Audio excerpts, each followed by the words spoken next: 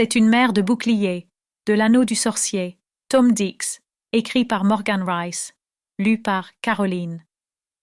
Westmoreland. Oh, l'or que n'avons ici, rien que 10 000 de ces hommes d'Angleterre, qui n'ont d'ouvrage ce jour. Henri V. Non, mon beau cousin. Moins nombreux les hommes, plus grande la part d'honneur. Gré de Dieu, je te prie, ne souhaite homme de plus. William Shakespeare.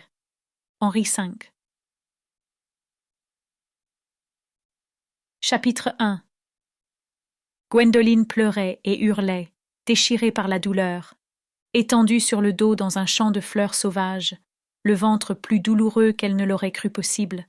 Elle poussait et se tordait pour tenter de faire sortir le bébé. Une partie d'elle voulait tout arrêter, espérait avoir le temps de rejoindre la sécurité avant d'accoucher. Toutefois, au fond d'elle, elle savait que le bébé allait arriver d'un instant à l'autre, qu'elle le veuille ou non. « S'il vous plaît, mon Dieu, » pria-t-elle, « donne-moi quelques heures. Laisse-moi rejoindre une maison d'abord. » Mais Dieu en avait décidé autrement. Gwendoline sentit une vague de douleur la traverser de part en part et renversa la tête. Le bébé se retourna en elle, tout près de sortir. Elle ne pourrait jamais l'arrêter.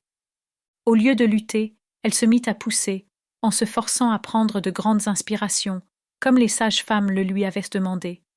Cela n'avait pas l'air de marcher, et Gwen poussa un gémissement d'agonie. De nouveau, elle s'assit sur son séant pour apercevoir un signe d'humanité. « À l'aide !» cria-t-elle à plein poumon. Aucune réponse ne vint. Gwen demeura allongée seule, au milieu d'un champ, loin de toute vie, son cri perdu entre les arbres et emporté par le vent. Gwen voulait se montrer forte, mais elle était terrifiée. Pas vraiment pour elle, surtout pour le bébé. Qu'arriverait-il si personne ne la trouvait? Même si elle finissait par accoucher toute seule, aurait-elle ensuite la force de quitter cet endroit avec son bébé? Elle commençait à penser qu'elle mourrait ici avec son fils. Le souvenir des limbes traversa son esprit. La libération de Argon. Le choix que Gwen avait dû faire.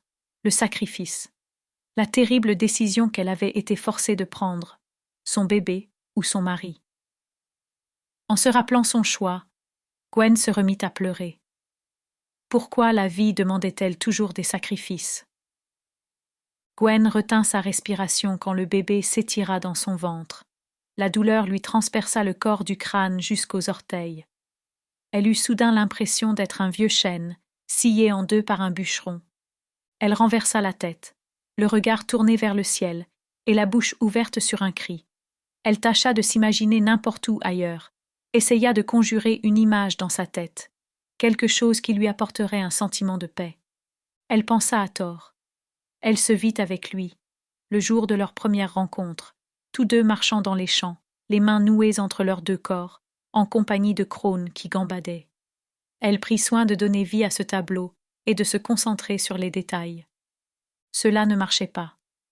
Elle ouvrit les yeux dans un sursaut, comme une pointe de douleur la ramenait à la réalité. Comment était-elle arrivée là, toute seule? À Berthold. Berthold lui avait parlé de sa mère mourante, et Gwen s'était précipitée pour lui rendre visite. Sa mère était-elle en train de mourir? Gwen poussa soudain un hurlement. En baissant les yeux, elle vit la tête du bébé apparaître. Elle s'allongea à nouveau, poussa, le visage écarlate. Enfin, elle sentit que c'était fini, et un cri perça le silence. Le cri d'un bébé. Le ciel se couvrit alors de nuages. Sans aucun signe avant-coureur, l'agréable journée d'été se transforma en nuit d'hiver. Sous les yeux de Gwen, les deux soleils disparurent soudain, éclipsés par les deux lunes. Une éclipse totale des deux soleils. Gwen en croyait à peine ses yeux. Cela n'arrivait qu'une fois tous les 10 000 ans. À sa grande horreur, elle se retrouva plongée dans l'obscurité. Soudain, des éclairs zébrèrent le ciel noir et Gwen sentit des gravillons de glace la bombarder. Il lui fallut quelques secondes pour comprendre qu'il s'agissait de grêle. Tout cela arrivait au moment de la naissance de son fils. Gwen le savait, c'était un présage. L'enfant serait plus puissant qu'elle ne pouvait l'imaginer. Il venait d'un autre royaume. Il pleurait. Gwen tendit instinctivement les bras pour l'attirer contre sa poitrine, avant qu'il ne glisse dans l'herbe et la boue, pour le protéger de la grêle. Il poussa un gémissement, et la terre se mit à trembler sous le corps de Gwen. Au loin, d'énormes rochers dégringolèrent des hauteurs de la montagne. Gwen eut l'impression de sentir le pouvoir de son enfant courir à travers elle, avant de se répandre dans tout l'univers. Elle le serra contre elle, plus faible à chaque instant. Elle perdait trop de sang. La tête lui tournait. Elle n'aurait jamais assez de force pour se relever, pour retenir son enfant qui... Nous espérons que vous avez apprécié cet aperçu. Pour continuer à écouter ce livre audio sur Google Play Livres, utilisez le lien dans la description de la vidéo.